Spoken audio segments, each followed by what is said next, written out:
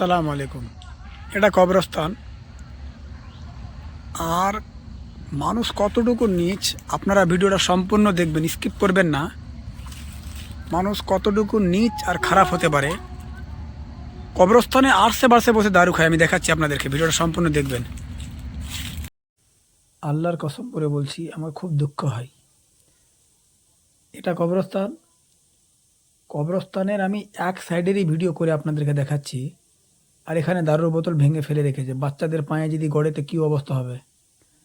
আর কবরস্থানের চারো সাইডে কিন্তু সব ধরনের নেশা করে, গাঞ্জা, ব্রাউন সুগার, দারুর বোতল এখানে পড়ে আছে, দেখতে পাচ্ছেন। আর এই যে কবরস্থান যাওয়ার রাস্তা, মানুষকে লজ্জা। আপনাদেরকে একটা জিনিস দেখাচ্ছি, এটা কবরস্থান, ঠিক আছে?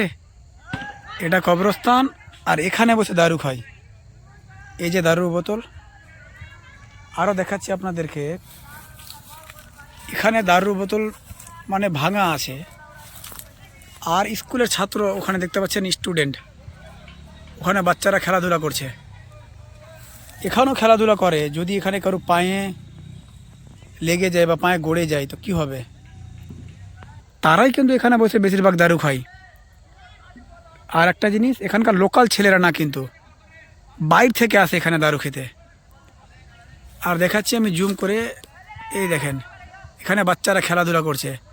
মানে এরা সবটা হোস্টেলের ছাত্র। এটা একটা মাঠ আছে, ওরা এখানে খেলাধুলা করছে। তো মানুষকে লজ্জা করা উচিত কি, এখানে কবরস্থান একটা, আর এখানে বসে দারু কিভাবে খাই। মানে আমাকে বলতো ঘৃণা লাগছে, মানুষ এতটা খারাপ।